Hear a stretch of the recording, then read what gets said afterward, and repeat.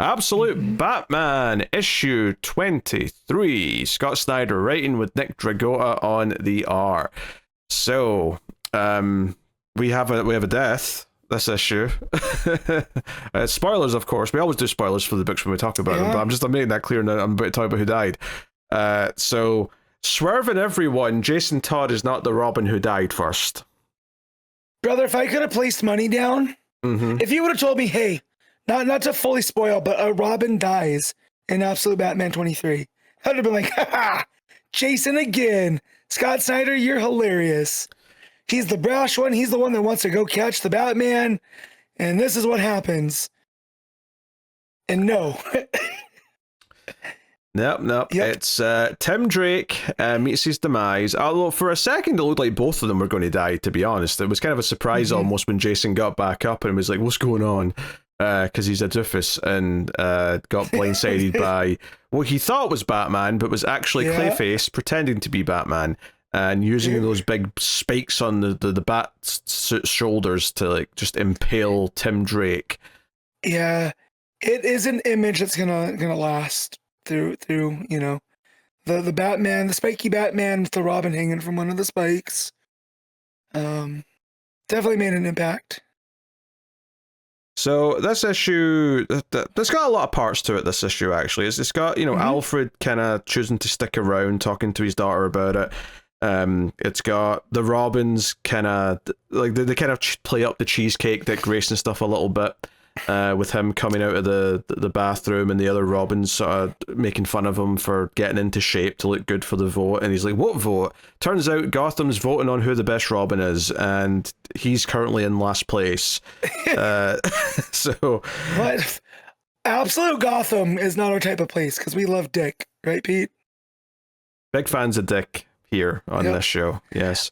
Also, did you notice who was ranked number 1 on the Robins? They said, I'm sure I did at the time, but I've forgotten. Oh yeah, they said Tim, because he's got his charming smile or something. He was getting smug about it. Yeah. And so if you're gonna try to turn Gotham against the Batman, you kill the most popular Robin, right? I suppose there's some logic to it. But yeah, I mean, there was a fun little sequence because I mean, ultimately, all we've really had of these Robins up until this point is just when they've been on the mission, so it's all just been through how they talk to each other while they're working. This was a nice couple of pages because it was like, hey, here's some character of them outside of them hunting Batman, where it's them actually just talking about other stuff and actually seeing what their sense of humor is like. Being people and not soldiers, right? Yeah, getting their personality a little bit. There's also a quick scene where Bullock comes to check in on Barbara and give commiserations for her father's death. She's not convinced Batman did it, of course, but he is, and he's refusing to open an investigation to look into it.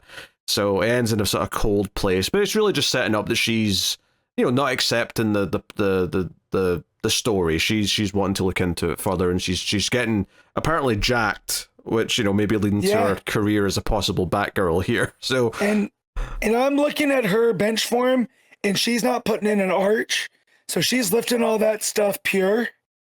And it's like, oh, she's gonna be a problem. Like, she's getting like Bruce Big here. So yeah, I understood what Matt just said. Of course I did. So yeah, we get Harley doesn't want to work with Batman anymore, even though the Red Hoods are starting to come around on him. She's now the one that's saying, no, I don't want to do anything with him anymore. So yeah, and we get some more flashbacks, of course. But I guess obviously the highlights of this issue, I think, are two things. One is the 4 rogues coming to Batman to help him, right? Because they're like, hey, we need to be there for Bruce. He needs friends. So even though they're all messed up in their own various ways, they all show up to help him as a support group. It doesn't go super smoothly because Bruce doesn't want to accept this help. In fact, if anything, he's kind of like burrowed into the, like, I must do this as a one-man army.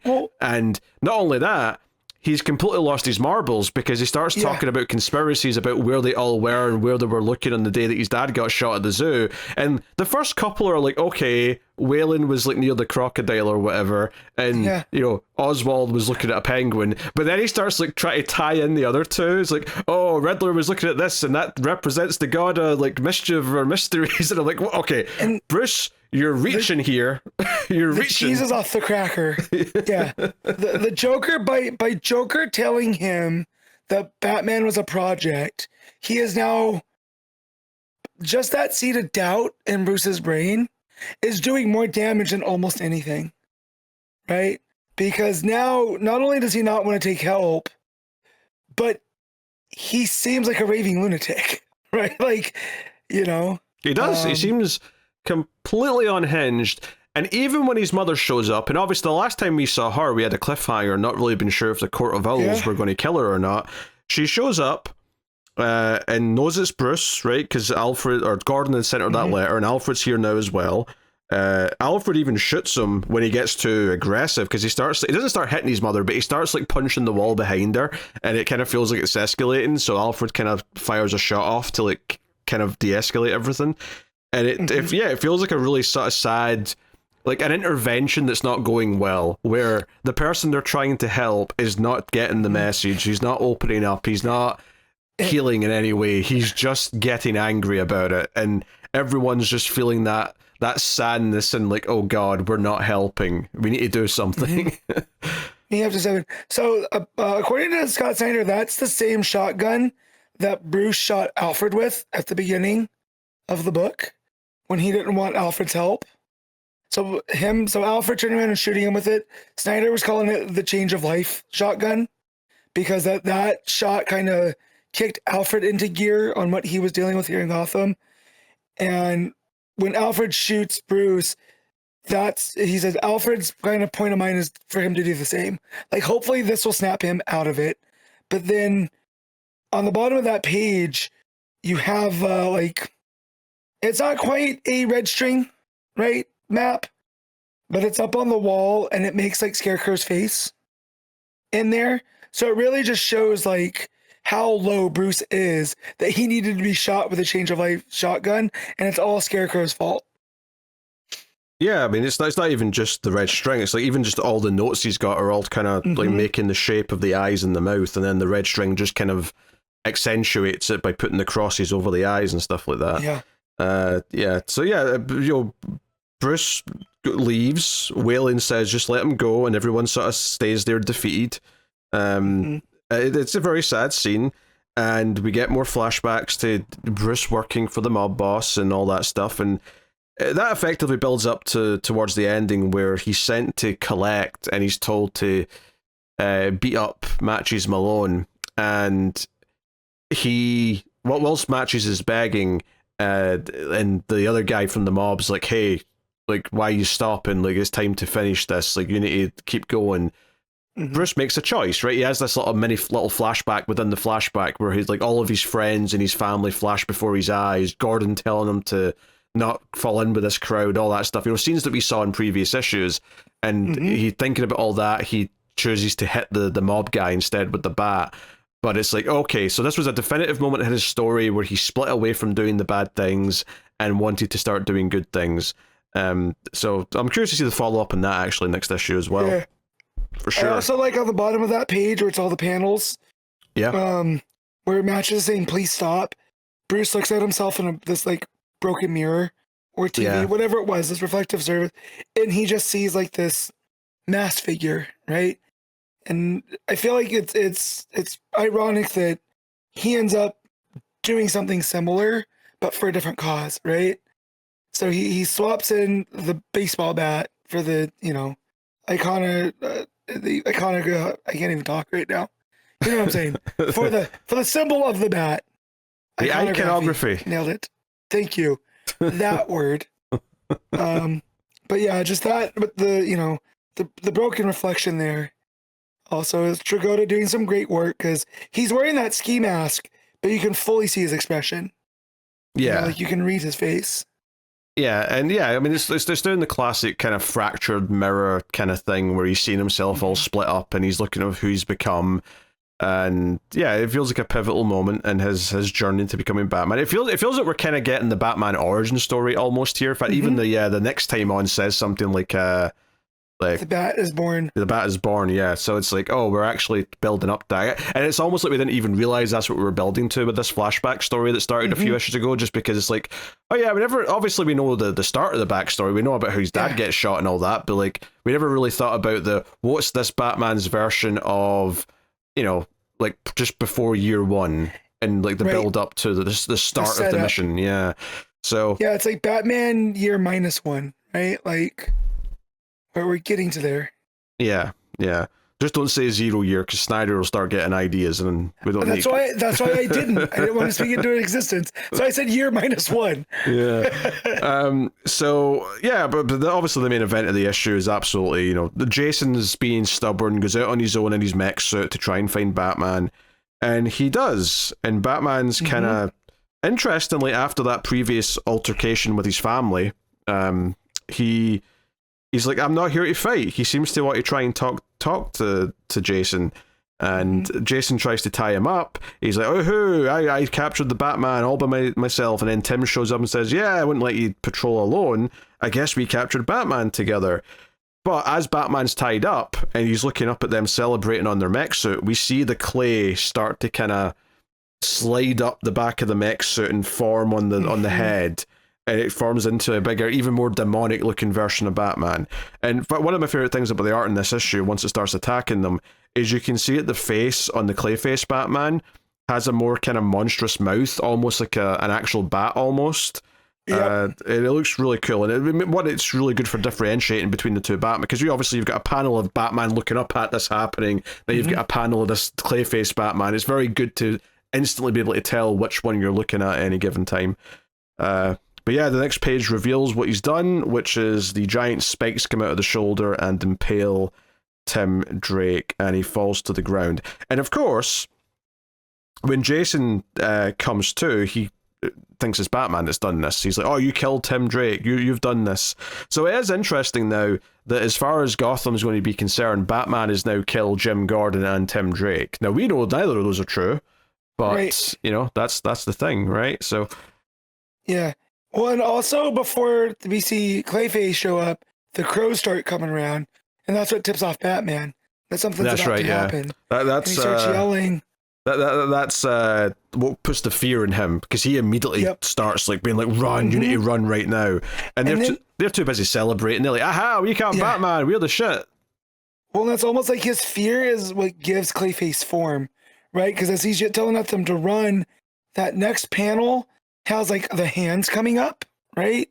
But then it starts to take the bat form, you know? So it's almost like the more that Batman projects for them to go, the more Clayface takes that, you know, bat form, until the fact that he's that big monstrous version. And like, he's even bigger than Batman. Like he's on that panel where Tim's looking, Tim's corpse is looking up, and he's just like this big, huge, monstrous version. And he starts like mimicking him, which I thought that was creepy too. You know, Bruce would say, you know, you killed him, and then it would parrot back, you killed him. Yeah, you could almost imagine the voice change as well. Like, so Batman says monster, you could almost imagine Clayface's version sounding a bit more garbled, like monster, like he's copying it like a almost not a computer, because it's not robotic, but like you know, just someone almost trying like to Frankenstein. Yeah, you know, like a Frankenstein monster. Yeah. So and then the flashbacks what ends the issue, but the Clayface fight's really cool, and then Clayface eventually just kind of T-1000s his way down to a storm drain and just leaves the scene that way. So that's super creepy. So but we get a shot of Batman holding Tim Drake in his arms, and it's very reminiscent of Death in the Family, very intentionally, of course. So yeah, big moments, and then Scarecrow finally shows his face and just is like, shame, so young. I guess it was bound to happen. So just making his presence felt before Jason wakes up and then starts immediately yelling about Batman killing one of the Robins. And that's the issue. Yeah. I did get a dark laugh out of Scarecrow saying that, shame, so young. And you're just like, oh man. Also about Scarecrow, if you go back in Bruce's conspiracy den, there's a picture of Scarecrow holding an umbrella, right, over Joker. Apparently, that was a panel from one of the Bane issues when Joker goes to talk to Bane. So someone went back and looked at some of those older stuff, and they're there. So Scarecrow's been in this book way longer than we've expected. We just, thought it was just, Joker's Umbrella Man, but he's wearing the same outfit, from behind, which I think it's really cool that, when the creative team is this consistent, right?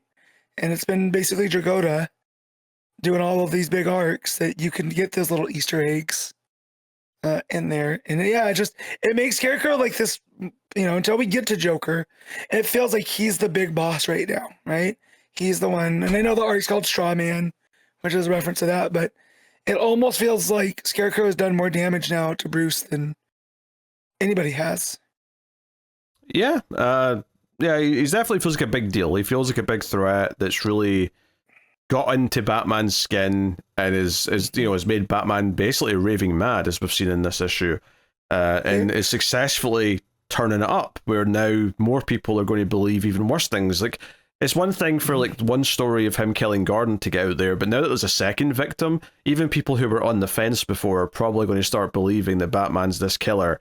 So he's taking anything Batman's trying to be and try to like convert it into something he isn't, right? To ruin the reputation, to ruin the idea of what Batman is. So it should be very fulfilling if Batman can and will overcome that, but obviously we're building to issue 25, which we know is going to be a big milestone issue. It's kind of wild, we're already at 2 years of this book. It was from next month's issue, it'll be 2 years. Next month. I think that seems like a very interesting place to, if not to immediately pivot to the big Joker story, at the very least a big finale of the Scarecrow story seems like we're about to hit that. So and I feel at the same time, like, we know that cover with Barbara, right? So we assume that she's going to take some kind of bat mantle.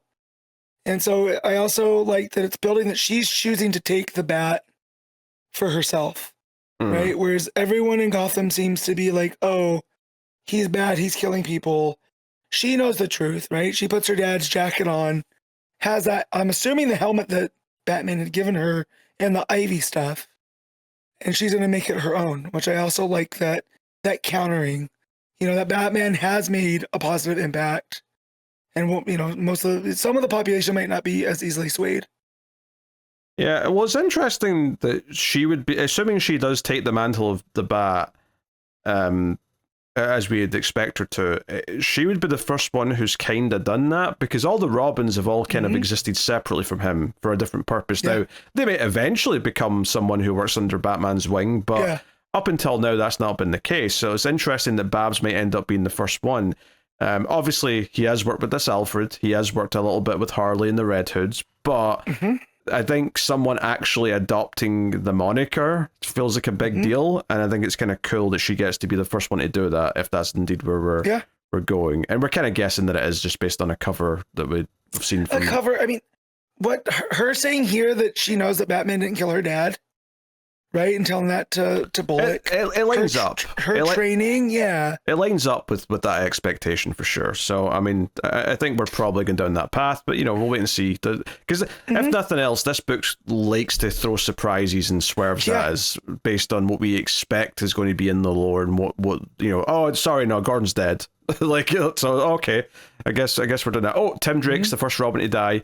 Possibly the first of multiple. Who knows? We'll find out, I suppose. I mean, there's still 5 more, right? Yeah. I'm just, just keep Dick and Steph alive, please. That's all I'm asking, Scott. That's all I'm asking. Yeah. Yep. Right. Also, with Jason being the one that witnesses this and knowing that Snyder likes to play with the tropes, I feel like if Joker's going to have an apprentice. Oh, yeah. It seems, because you have also the Red Hood of it all. Right, where they have their relationship in the main line, and this would be a twist on that, right, where he becomes like Joker's disciple because of him seeing how much of a threat Batman is.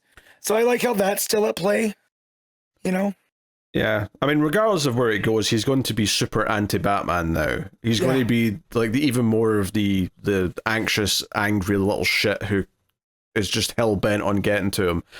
So we'll see how that shapes up as well. But yeah, no, it's a good issue. I mean, I like all the developments. I think, like I said, the two big scenes really are the intervention, if you want to call it that, and you know, the genuine surprise, because we kind of set up that those four characters were going to come and try and speak to him last time, but the mother showing up, Martha Wayne showing up, was a genuine surprise, and the fact that even her presence didn't do much to help him really shows just how off the deep end he actually is right now. Yeah. So I'm excited to see where we go with this now that we've upped the ante even more. So what are you giving Absolute Batman? It might seem high, but this had everything. I'm going to give this a 9. Ooh. I'm going to go 8.5, but very respectable indeed. So there we go. I mean, I'd probably be a little bit higher if it wasn't just for the fact that, like, I'd say the first, like, until we get to the scene with the intervention, it did feel like a sort of an assembly of a lot of little scenes that maybe didn't all click together That's fair. as seamlessly as I would like. But, you know, minor, very minor quibble. Very minor.